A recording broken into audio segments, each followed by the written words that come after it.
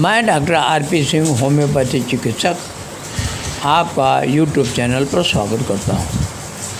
आज आपको पेट का अल्सर रोग के कारण, लक्षण व उपचार बताने जा रहा हूँ। पेट का अल्सर के कारण जीवाणु का एक प्रकार हेलिकोबैक्टर पाइलोरी कई अल्सरों के कारण है। दूसरा, अम्ल तथा पेट द्वारा बनाए गए अन्य रस पाचन पथ के अस्तर को जलाकर अस्तर होने में योगदान कर सकते हैं। जब शरीर बहुत ज़्यादा अम्ल बनाता है या पाचन पथ का अस्तर किसी वजह से क्षतिग्रस्त हो जाए, व्यक्ति में शारीरिक या भावनात्मक तनाव पहले से ही उपस्थित अल्सर को बना सकता है। अल्सर कुछ दवाओं के निरंतर प्रयोग जैसे दर्द निवारक दवाओं के कारण भी हो सकती है। अधिक अम्ल से कुछ जीवाणु मर जाते हैं, किंतु जो बच जाते हैं वे म्यूकस झिल्ली के अंदर घुसकर उसके झिल्ली से चिपके रहते हैं तथा उस जगह पर और अधिक सूजन पैदा कर देते हैं। यह जीवाणु कैसे घाव की सूजन बढ़ाते हैं? ये जीवाणु घाव को भरने में बाधा डालते हैं। अतः जब तक जीवाणु म्यूकस झिल्ली के साथ चिपके रहें तब तक घाव को भर पाना कठिन लगता है। अस्थायी लाभ तभी हो सकता है जब जीवाणु का खात्मा कर दिया जाए। अल्सर का उपचार ठीक से हो तो यह पेरिटोनियम को भी नुकसान पहुंचाता है, जिसके फलस्वरूप ऑपरेशन करना पड़ता है। अल्सर एक प्रकार का उभरा हुआ तथा सूजा हुआ ऊतक है जो आमाशय तथा ग्रहणी की झिल्ली में होता है। जब भोजन इससे जाता है तो अम्ल इसे भिगो देता है, जिसके कारण म्यूकस झिल्ली गीली हो जाती है। अम्ल प्रोटीन को पचाने वाली एंजाइम पेप्सिन को क्रियाशील कर देता है और यह दोनों मिलकर आमाशय और ग्रहणी की दीवार को खुरचना शुरू कर देते हैं। यदि झिल्ली स्वस्थ है तो उसे किसी प्रकार का नुकसान नहीं होता है और नहीं तो घाव बन जाते हैं और इसमें जीवाणु के संक्रमण से ये गंभीर हो जाते हैं। छाले तब होते हैं जब पेट का एसिड पाचन तंत्र की सतह को नुकसान पहुंचाता है।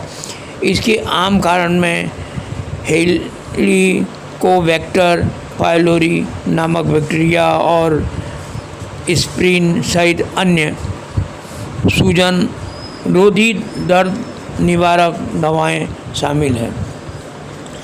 एक तरह का घाव जो खाने की नली, पेट या छोटी आंत में विकसित होती है, पेप्टिक अल्सर या गैस्ट्रिक अल्सर या छोटी आंत के ऊपरी हिस्से में होती है। यह तब बनता है जब भोजन पचाने वाला अम्ल आमाशय या आंत की दीवारों को नुकसान पहुंचाता है। अम्ल दो प्रकार के होते हैं, gastric ulcer, duodenal ulcer. Ulcer होने पर पेट में दर्द, जलन, उल्टी और उसके साथ रक्तस्राव होने लगती है। कुछ समय बाद अल्सर के पकने पर यह फट भी जाता है। इसे परफोरेशन कहते हैं। गैस्ट्रिक अल्सर पाचन तंत्र के स्तर पर घाव को गैस्ट्रिक अल्सर कहा जाता है। ये अम्ल की अधिकता के कारण आमाशय या आंत में होने वाली घाव के कारण होता है। अल्सर अधिकतर ड्यूडेनल में होता है। दूसरा सबसे आम भाग पेप्टिक अल्सर के कई कारण हो सकते हैं। अनमार्क लगभग 25 फुट लंबी एक नली है जिसके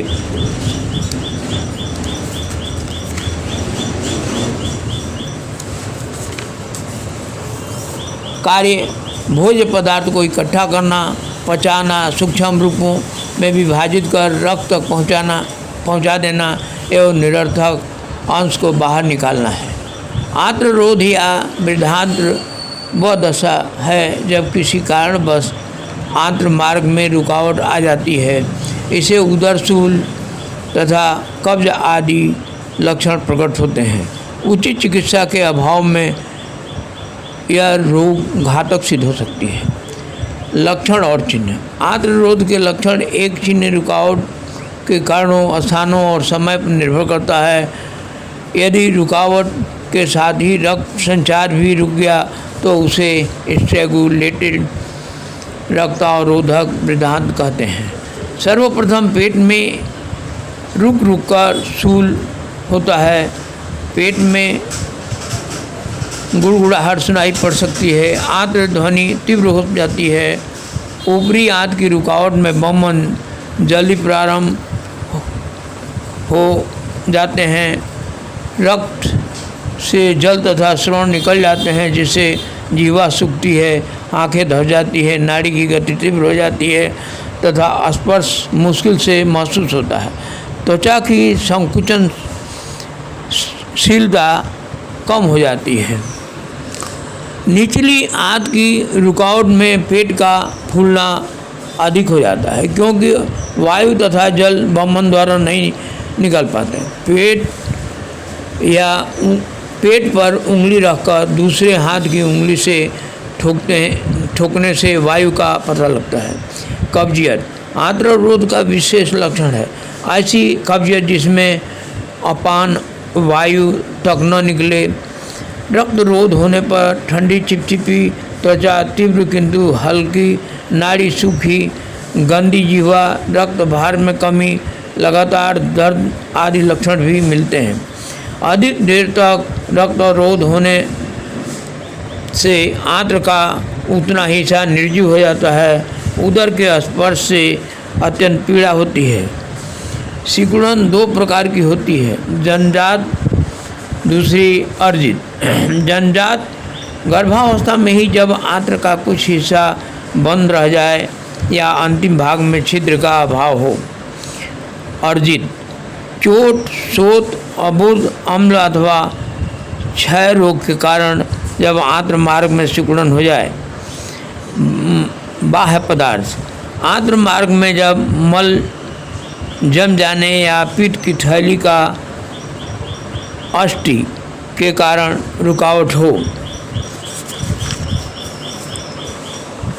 बाहरी दबाव उदर के भीतरी जब किसी अबुर्द के दबाव के कारण आंत्र अवरुद्ध हो जाए। असंजक बंद, इसमें बंद शल्यक्रिया अथवा पित्ताशय आदि के प्रवाह के कारण उत्पन्न होते हैं। हर्निया या आंत उतरना, इसमें आंत का कुछ भाग वक्षण, आंत्र योजनी, मध्यस्थ या किसी अन्य छिद्र द्वारा बाहर आ जाता है तथा छिद्र की कसावट के कारण वापस नहीं जा पाता।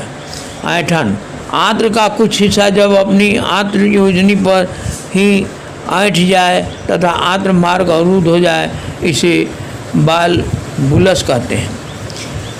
अंतराधान जब छोटी आंत का एक हिस्सा किसी कारणवश अपने पास के हिस्से के भीतर घुस जाए।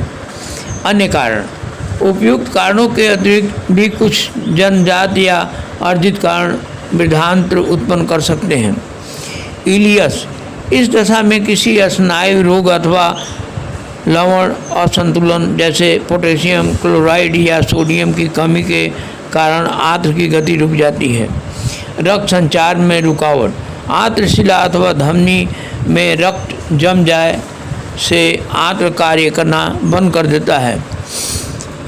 जब अत्यधिक वमन के कारण शरीर से जल तथा लवण निकल जाए तब पहले शिरा से नमक युक्त जल पर्याप्त मात्रा में इंजेक्शन द्वारा पहुंचाना आवश्यक है।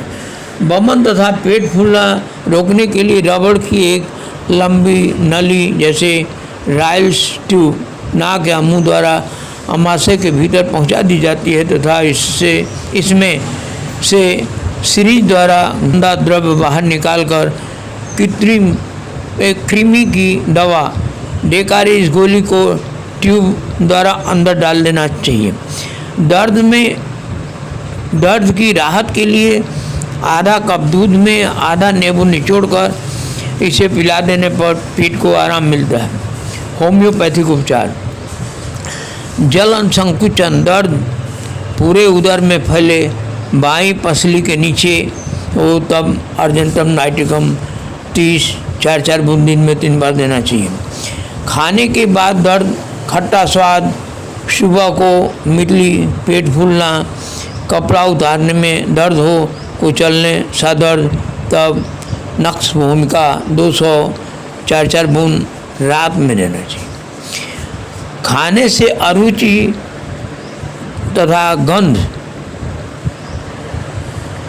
खाद्य पदार्थ की सहन न हो, प्यास अधिक लगे, खाने या पीने के बाद मिचली, कड़वी चीज़ें डकार आए, जो गला छलती महसूस दे, लंबी डकार, बमन, भोजन पित्त, हरा श्लेष्मा या कत्थई काला खून मिला, भोजन जरा भी लेने से आमाशय में दर्द हो, तब आर्सेनिक एल्बम 200 4 बूंद दिन में 3 बार लेना चाहिए।